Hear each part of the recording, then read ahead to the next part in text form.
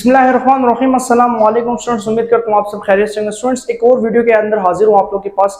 100 integral का जो challenge है वो लेके आया और आप लोगों के पास ये प्रॉब्लम नंबर 11 है, जिसके अंदर हम लोग एक्सपोनेंट के कॉन्सेप्ट को क्लियर करेंगे। प्रॉब्लम नंबर 10 तक हम लोग बेसिक क्लियर करते रहे कि इसका हम कैसे इंटीग्रेशन कर सकते हैं, पावर को कैसे सॉल्व कर सकते हैं, क्वेश्चन को कैसे सॉल्व कर सकते हैं। अब प्रॉब्लम नंबर 11 के अंदर मैंने थोड़ा सा एक्सपोनेंट को टच दे दिया, इसके बाद मैं पार्शियल फ्रैक्शन को टच दे दूंगा, इंटीग्रेशन में पार्ट्स को टच दे दूंगा, ठीक होगी। इसके बाद फिर जो है वो हम लोग रैशनलाइजेशन की कॉन्सेप्ट हो जाएंगे, इनवर्स ट्रिग्नोमेट्रिक और वो सारे कॉन्सेप्ट्स क्लियर करेंगे। तो आप लोगों ने अगर पेज को नहीं फॉलो किया और इस वीडियो के ऊपर आप वीडियो के ऊपर आए हैं तो आप लोग पिछली वीडियोस लाजमी देखिए और अगली वीडियोस भी देख लीजिएगा। और इंस्टाग्राम के मेरा पेज भी फॉलो कीजिए और यूट्यूब का जो है आप लोग मेरे इस चैनल के अंदर जाएंगे और प्लेलिस्ट है, उस प्लेलिस्ट के अंदर मैंने सारी वीडियोस ऐड की हैं। तो स्टूडेंट, जैसे एक्सपोनेंट का कॉन्सेप्ट है ना, तो एक्सपोनेंट की पहले इंटीग्रेशन समझ लीजिए कि एक्सपोनेंट की इंटीग्रेशन होती क्या है। अगर एक्सपोनेंट की इंटीग्रेशन आ जाए, मतलब ए की पावर एक्स और डी एक्स सेम वेरिएबल हो जैसे डी एक्स और डी एक्स, तो आप इसके लिए इंटीग्रेशन ऐसे लेंगे कि इसकी पावर, मतलब पहले तो फंक्शन एज इट इज रहेगा, फंक्शन एज इट इज रहेगा और जो उसकी पावर है, मतलब जो उसकी पावर है उसके पावर का डेरिवेटिव ले लेंगे। तो एक्स का डेरिवेटिव 1 होता है और वो डेरिवेटिव आपने नीचे लिख लेना और साथ प्लस सी, ठीक हो गया। ये आपके पास पहला रूल है। अब दूसरा एक और कॉन्सेप्ट क्लियर कर लेते हैं, ये तो था ठीक है। अब एक और कॉन्सेप्ट है, अगर हमारे पास कोई कांस्टेंट यूज हुआ है और वही कांस्टेंट पावर में भी और वेरिएबल भी है, तो इसकी इंटीग्रेशन कैसे होगी।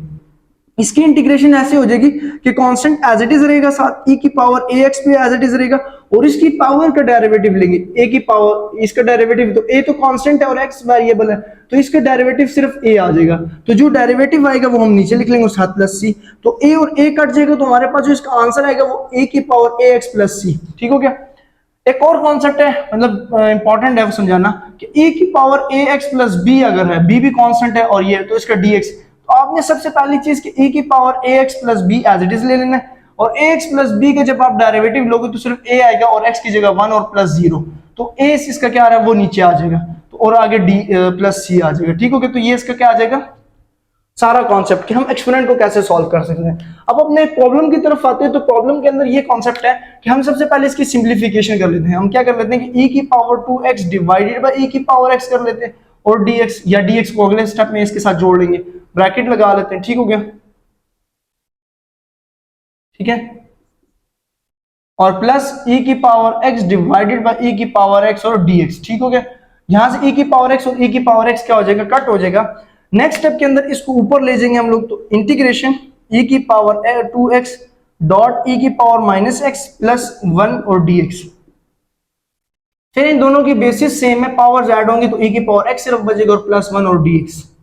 फिर दोनों पे अलग अलग इंटीग्रेशन ले लेंगे, e की power x dx plus 1 dx, 1 dx को तो इंटीग्रेशन 1 ही x होता है, ठीक हो गया।